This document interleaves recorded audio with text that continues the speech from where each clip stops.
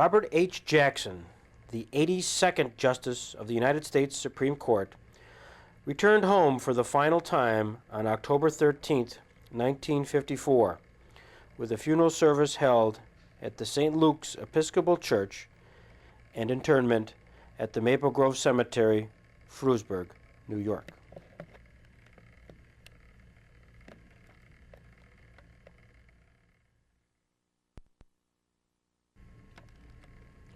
On October 10th, the residents of Chautauqua and Warren County woke up to the news of the passage of their most preeminent citizen, Robert H. Jackson, on October 9th, 1954, in Washington, D.C., of an apparent heart attack. The New York Times lead article detailed his extensive private and public career and noting his many and varied accomplishments. The Monday edition of the Post-Journal announced the death of Robert Jackson and further announced the plans concerning the returning home of Robert Jackson to his native Jamestown. 1954, he dies. The Supreme Court comes back to Jamestown for the memorial. Were you part of that process? I was president of the bar at that time. So theoretically, I was in charge of a lot of the stuff that went on in connection with that funeral and about greeting the Supreme Court justices and organizing a lunch arrangement following the funeral, which I did, and it was held at Moonbrook. And the one thing that I had to tell the manager up there was to fly the flag at half-mast, and he preempted my my fault by not thinking about it. He took care of it. He had it at half-mast when we drove up to the club to have our lunch. And there was a guest book there which we insisted on all of the judges signing, just as a record for Moonbrook. Yeah. And somehow or another that just got stolen. I think it was stored someplace on the premises, and somebody just went off and took it. But that was helping me was Ernie Leet, who was the chief usher at the Episcopal Church, the St. Luke's Church, and Marion Fisher, who said to me, "You're too young to know what this is all about." You know, and I know all about protocol and what to do and so forth, and so I will be your co-chairman. You know, it was a self-appointed situation, which was fine with me because he did know more about some of that than I'll ever know. Sure. But he was helpful. A private car that was parked on the site of the old Erie Railroad Station. That had been switched up here off of various lines and everything, Pennsylvania, and then up here, so it was right into Jamestown. Yeah. Private car. All of they had the chief. What do they call the man that's the marshal? Is he's Marshall. Yeah. Yeah, well, he was there, and he whenever he spoke to Warner about him, he referred to him as the chief. You know? Yeah.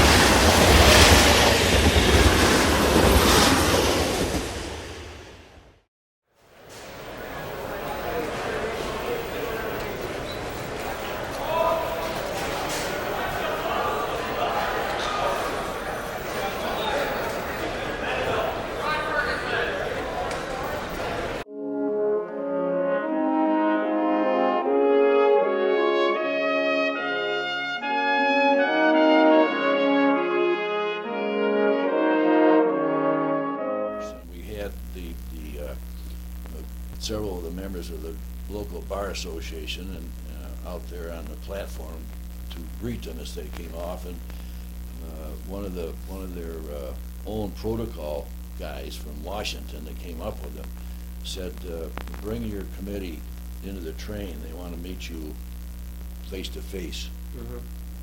Marvelous. Yeah.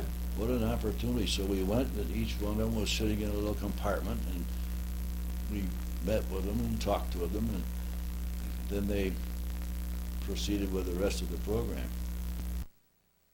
A photo of the 8 justices. This Jamestown picture shows from left to right Sherman Minton, Stanley Reed, Thomas Clark, Hugo Black. In the center of the Erie and Pennsylvania Railroad car, Chief Judge Earl Warren, Harold Burton, Felix Frankfurter, and William O. Douglas. Bill Wright and Park Catchbull as one of the drivers. And those are the 3 that I had: Tom Clark, Minton, and Burton. Real nice guys. Tom Clark was, I think he was a former Attorney General, if I'm not mistaken, and he was the friendliest of all of them. You know. Well, I got involved in it because of Lester Berglund. The discussion was that they wanted various people to drive the justices, the remaining 8 justices, around the lake and so forth. And Lester had a Cadillac at that time, and so he said, would you like to drive? And I ended up driving Felix Frankfurter and Judge Ottaway and Ernest Cockcroft around the lake, and was privy to all their discussion. I mean, obviously Frankfurter was quite a scholar, and he had great discussion, particularly with Cockcroft, about Swedenborgen and so forth. Like Really? that. They were great philosophers, yeah.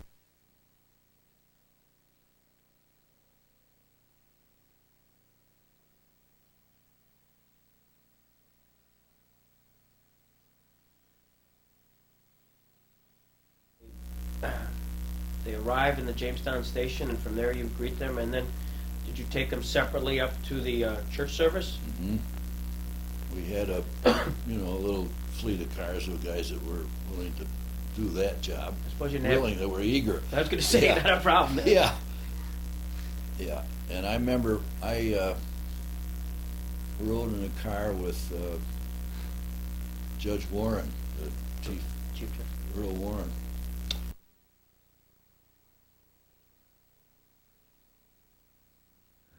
I think I was 12 when I carried the cross for Robert Jackson's funeral. Now I'm near 60. I live a continent away from Jamestown. And as an Episcopal priest, I've presided over thousands of funerals in the meantime. But I still remember that day with great clarity. St. Luke's was packed. Crowds filled the porches and sidewalks around the church. In a town seldom disturbed by celebrity, a solemn excitement prevailed.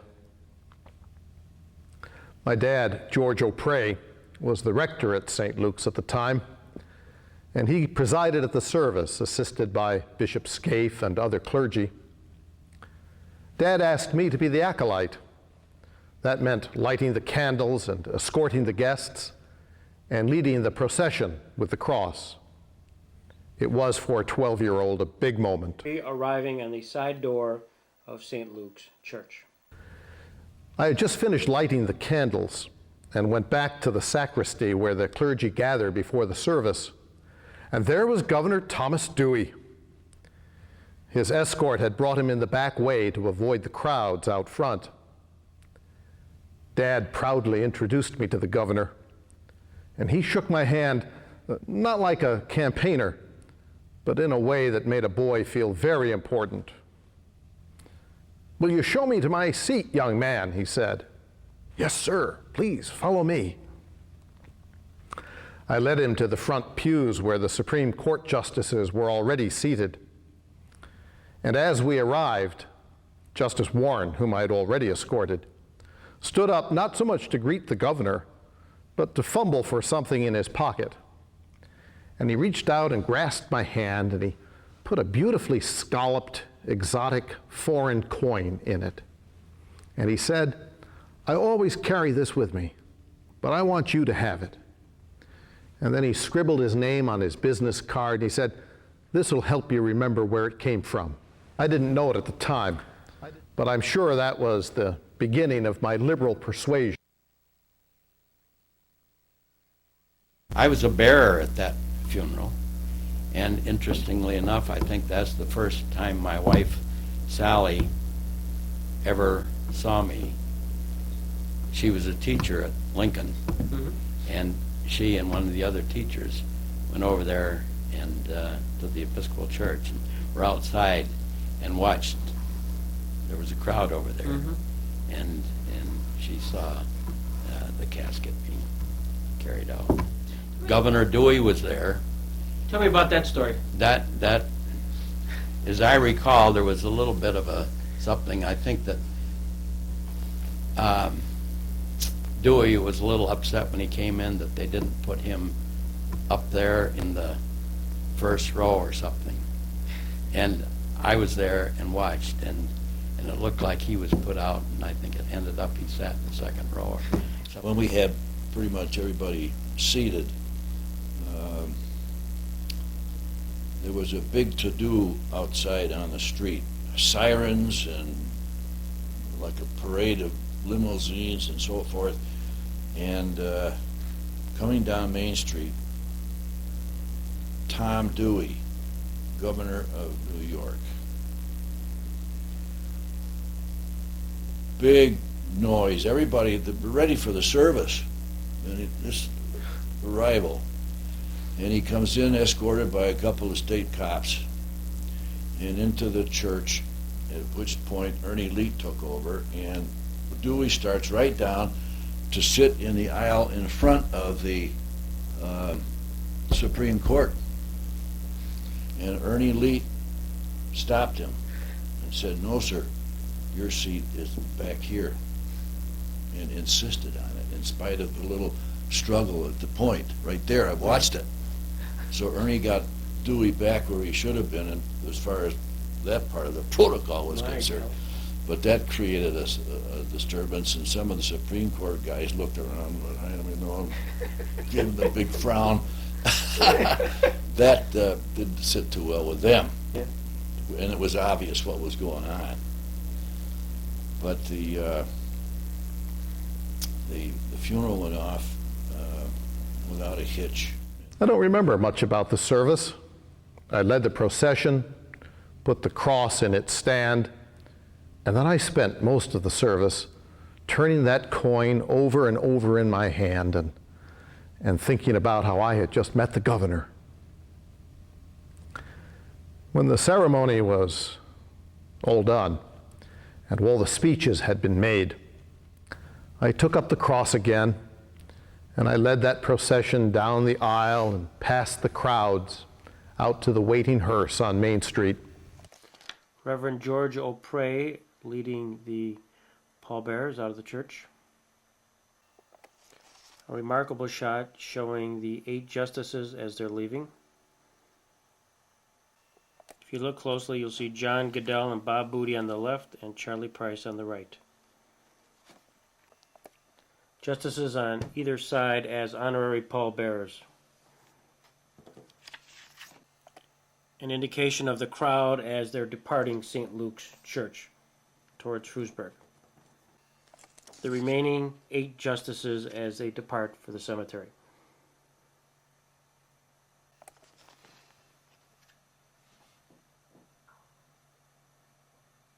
Dad and the bishop and I got into the first car, and we led that funeral procession out to the little cemetery in Shrewsbury.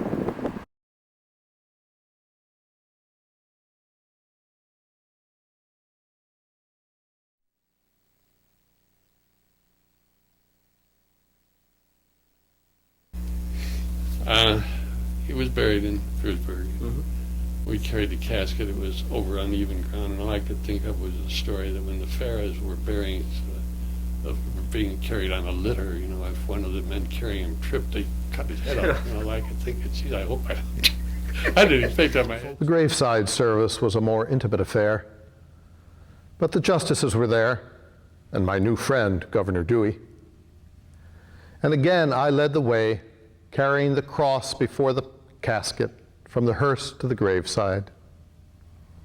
I stood silently with all the others, while my dad intoned the words that remind us celebrity and non-celebrity, governor and young boy, world leader and simple local folks, finally we're all the same, earth to earth, ashes to ashes, dust to dust. Words that I would add at this time are those which are inscribed on my father's tombstone at Frewsburg. After reciting his various public positions, from Solicitor General to Chief Prosecutor of the Nazi war criminals, the following words are engraved. He kept the ancient landmarks and helped create the new. Thank you.